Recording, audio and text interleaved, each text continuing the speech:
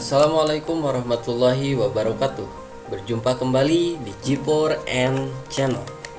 Apa kabarnya? Video ini adalah bagian keempat atau part keempat, latihan soal kompetensi teknis, kompetensi profesional guru beserta pembahasannya.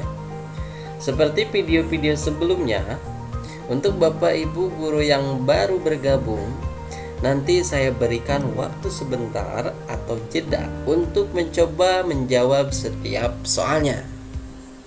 Baik, langsung saja ke soal nomor 1.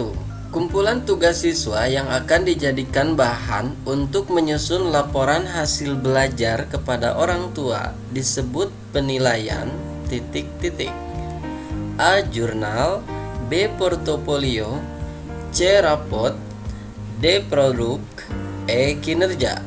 Silahkan bisa menjawab terlebih dahulu.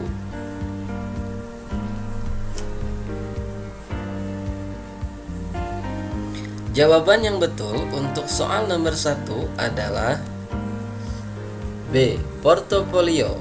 Mari kita lihat di pembahasan. Jurnal adalah catatan pendidikan di dalam dan di luar kelas yang berisi informasi hasil pengamatan tentang kekuatan dan kelemahan peserta didik. Portofolio adalah kumpulan tugas siswa, karya yang dihasilkan peserta didik sebagai bahan penilaian. Produk, jenis penilaian keterampilan dalam menghasilkan produk. Kinerja adalah penilaian yang mengakomodasi kompetensi proses dan produk hasil. Rapot adalah laporan akhir belajar tiap semester. Yang ditanyakan di soal ini adalah kumpulan tugas siswa yang dijadikan bahan untuk menyusun laporan hasil belajar kepada orang tua. Ini disebutnya penilaian apa? Tentunya di sini dari pembahasan ini adalah portofolio ya, kumpulan tugas siswa. Jawaban yang betul adalah B. Nomor selanjutnya, nomor 2. Perhatikan teknik-teknik penilaian berikut. Nomor 1, observasi. Nomor 2, pertanyaan langsung. Nomor 3, laporan tertulis. Nomor 4, laporan diri. Nomor 5, tes tertulis. Pertanyaannya, teknik penilaian sikap yang tepat adalah ... A. 123, B. 135, C. 124, D. 125, E. 145. Silahkan bisa menjawab terlebih dahulu.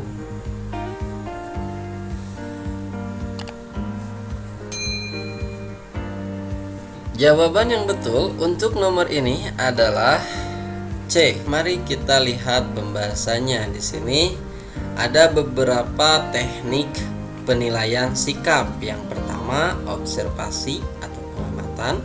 Yang kedua, penilaian diri. Ketiga, penilaian antar teman. Yang keempat, jurnal.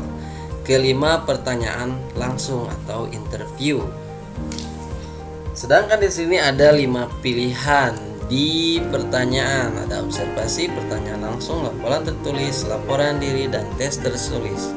Yang ditanyakan adalah teknik penilaian sikap. Tentunya ada di nomor 1, nomor 2, dan nomor 4. Laporan tertulis itu biasanya untuk menilai kemampuan. Tes tertulis juga untuk menilai kemampuan. Nomor selanjutnya, nomor 3. Peran satuan pendidikan dalam pelaksanaan literasi di sekolah adalah sebagai berikut. Kecuali peran satuan pendidikan: A. Melaksanakan kegiatan pembiasaan harian, mingguan, bulanan, semester, kegiatan rutin membaca 15 menit sebelum pembelajaran. B. B. Menyediakan ruang baca untuk peserta didik, pendidik, dan tenaga kependidikan. C. Mendorong terbentuknya ruang baca outdoor yang nyaman. D. Melakukan pengawasan dan mewajibkan peserta didik membaca sejumlah buku sastra dan menyelesaikannya dalam kurun waktu tertentu. E. Melakukan analisis kebutuhan dan mengkaji isu-isu yang terkait kemampuan literasi pendidik dan peserta didik. Silakan Bapak Ibu bisa menjawab terlebih dahulu.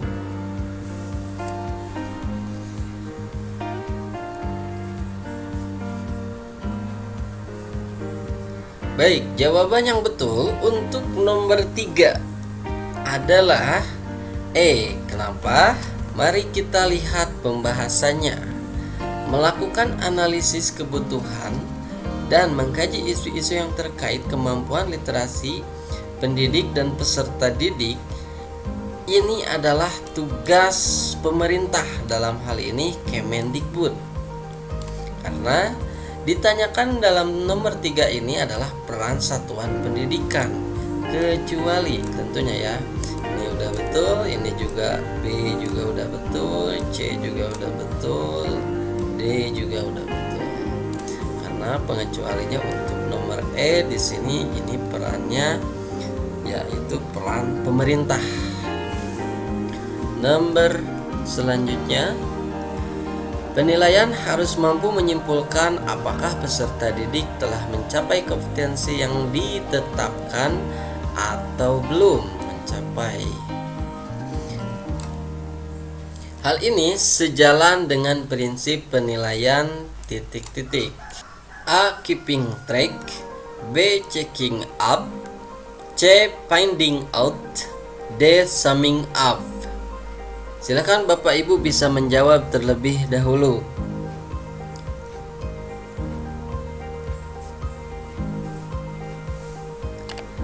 Jawaban yang betul untuk pertanyaan nomor 4 adalah summing up.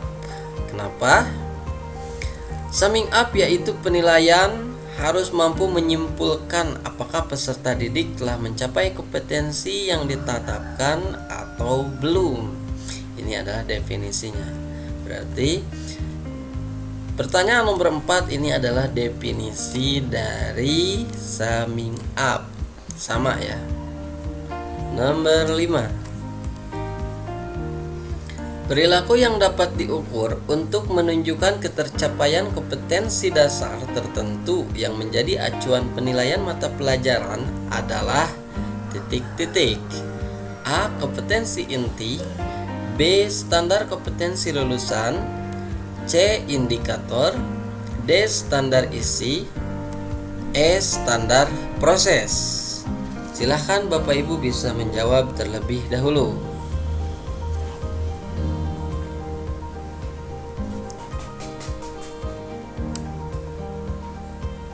Jawaban yang betul untuk nomor 5 adalah indikator.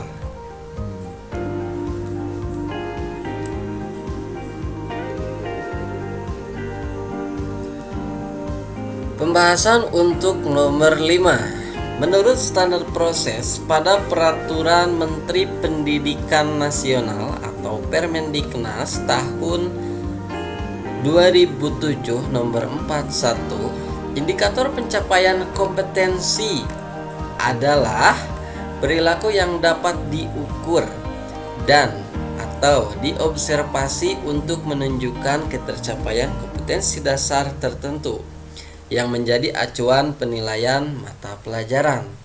Di sini nomor 5 yang ditanyakan di nomor 5, perilaku yang dapat diukur bla bla bla bla. Ini sudah sesuai dengan definisi dari indikator pencapaian kompetensi yang dimuat dalam Permendiknas nomor 41 tahun 2007. Tentunya jawaban untuk nomor 5 adalah C. Nomor selanjutnya, setiap guru pasti akan menghadapi permasalahan di kelas saat pembelajaran. Maka dari itu, sudah seharusnya setiap guru mampu memecahkan permasalahan pembelajaran yang terjadi di kelas. Salah satu cara paling tepat yang dapat dilakukan guru dalam menghadapi permasalahan pembelajaran yang terjadi adalah titik-titik. A. Meminta solusi dari kepala sekolah. B. Mendatangkan konsultan pendidikan. C. Melakukan classroom action research. D. Menemui orang tua siswa. Dan terakhir berkonsultasi dengan dinas pendidikan. Silakan Bapak Ibu bisa menjawab terlebih dahulu.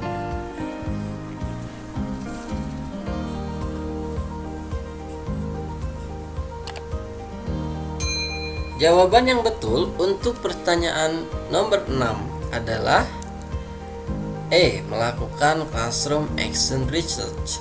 Apa itu? Classroom action research adalah biasanya disebutnya penilaian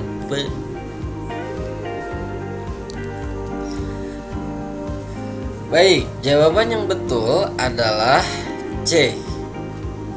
Pembahasannya untuk mengatasi permasalahan di dalam kelas atau pembelajaran, maka solusi yang harus dilakukan adalah dengan melakukan penilaian tindakan kelas atau classroom action research. Yang ditanyakan di nomor 6, kondisinya setiap guru pasti akan menghadapi permasalahan di kelas saat pembelajaran.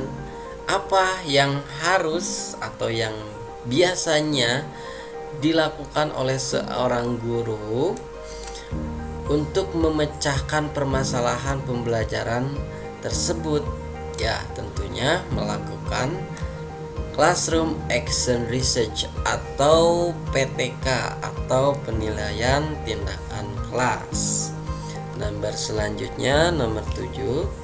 Salah satu tahapan dalam siklus PTK adalah menyusun langkah yang akan dilakukan untuk mengatasi permasalahan yang dihadapi pada pembelajaran.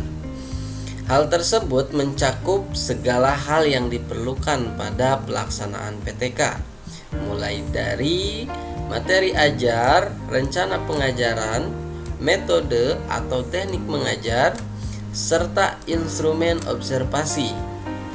Tahapan ini adalah titik-titik.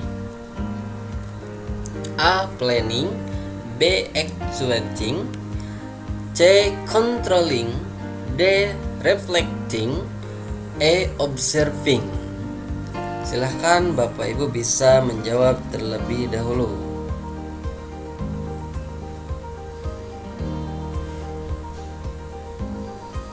Jawaban yang betul untuk pertanyaan nomor 7 adalah, yang ditanyakan di nomor 7 adalah tahapan dari siklus PTK, di mana dalam tahapan ini yang ditanyakan adalah persiapan atau planning.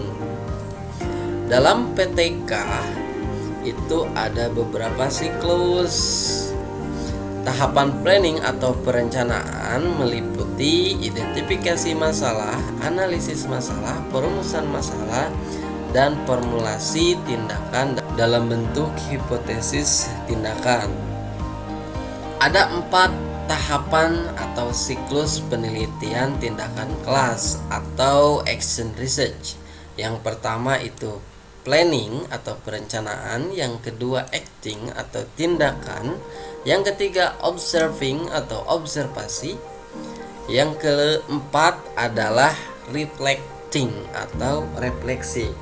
Ini ada 4 siklus. Yang ditanyakan di nomor 7 adalah tahapan menyusun langkah-langkah yang akan dilakukan untuk mengatasi permasalahan yang dihadapi pada pembelajaran, mulai dari membuat materi ajar, rencana pengajaran, metode.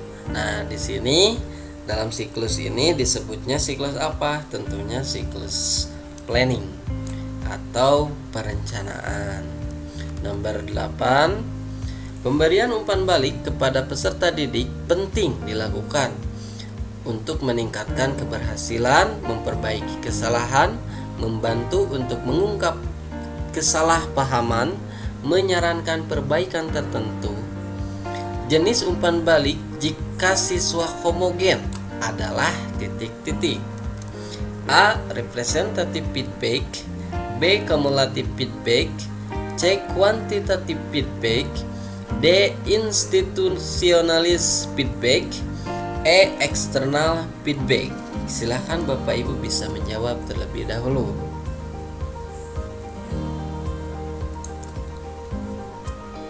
Jawaban yang betul untuk nomor 8 adalah cumulative feedback. Apa sih cumulative feedback? Cumulative feedback ada di sini, representative feedback juga. Tapi di sini di pembahasan jika siswa homogen, maka feedback yang paling tepat yang dipakai adalah cumulative feedback. Jika siswanya heterogen adalah feedback yang dipakainya adalah representative feedback. Homogen itu satu level, kalau heterogen itu berbeda level. Cumulative feedback adalah umpan balik yang datang kepada komunikator dihimpun dahulu dan tidak segera diubah dalam pesan berikutnya. Karena komunikator harus mempertimbangkannya dahulu untuk membuat kebijakan selanjutnya. Sedangkan representative feedback adalah feedback atau umpan balik yang datang biasanya merupakan representatif atau wakil sampel. Sehingga walaupun yang ditanggapi hanya satu atau dua komunikan, namun hal tersebut sudah dianggap dapat mewakili sejumlah komunikan yang lainnya. Nah, yang di atas yang ditanyakan jika siswa homogen, umpan baliknya seperti apa? Di sini ya, cumulative feedback. Nomor selanjutnya, penilaian harus mampu mengecek ketercapaian kemampuan peserta didik dalam proses pembelajaran. Ini adalah prinsip penilaian otentik sebagai titik-titik. A. Keeping track, B. Checking up, C. Finding out, D. Summing up, E. Finding in. Silakan Bapak Ibu bisa menjawab terlebih dahulu.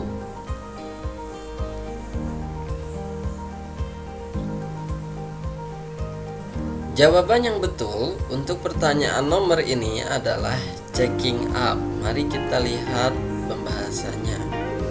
Pengecekan atau checking up yaitu untuk mengecek adakah kelemahan-kelemahan yang dialami anak didik atau peserta didik dalam proses pembelajaran melalui penilaian kelas baik yang bersifat formal maupun informal.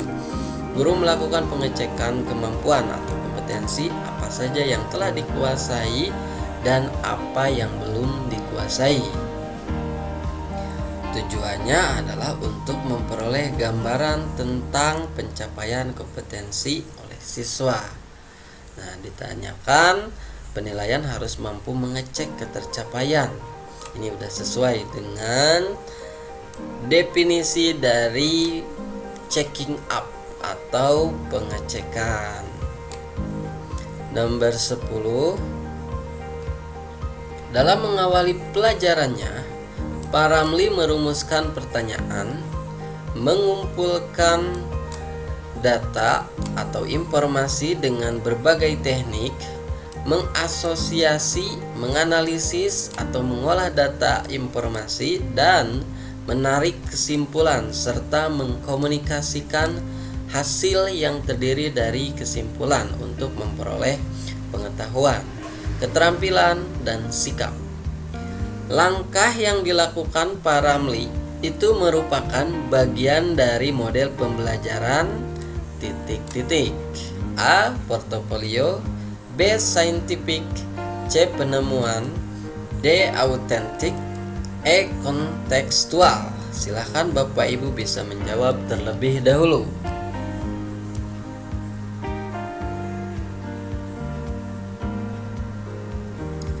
Yang ditanyakan di nomor ini adalah jenis dari model pembelajaran. Di atas sudah disebutkan beberapa tahapannya. Jawaban yang betul adalah scientific. Kenapa?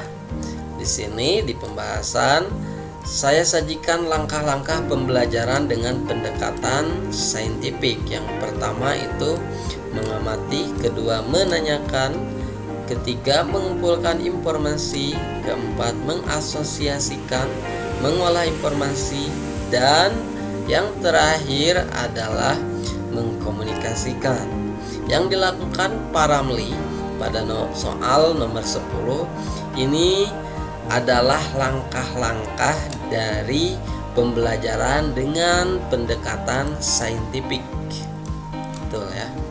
Nomor terakhir, yang bukan untuk mengukur keterampilan nyata peserta didik adalah titik-titik. A. Tes tertulis, B. Praktik, C. Portofolio, D. Unjuk kerja, E. Produk. Seperti video-video sebelumnya, yaitu di video bagian pertama, kedua, dan ketiga, untuk pertanyaan nomor 11 ini adalah pertanyaan bonus. Bapak Ibu semuanya bisa menjawab nomor ini di kolom komentar. Dan tentunya kita juga bisa berdiskusi di kolom komentar. Terima kasih sudah menonton. Jika Bapak Ibu merasa soal-soal yang disajikan di video kami bisa melatih kemampuan Bapak Ibu bisa mensubscribe channel kami dan like video ini, dan tentunya membunyikan lonceng untuk mendapatkan notifikasi video-video selanjutnya. Terima kasih. Assalamualaikum warahmatullahi wabarakatuh.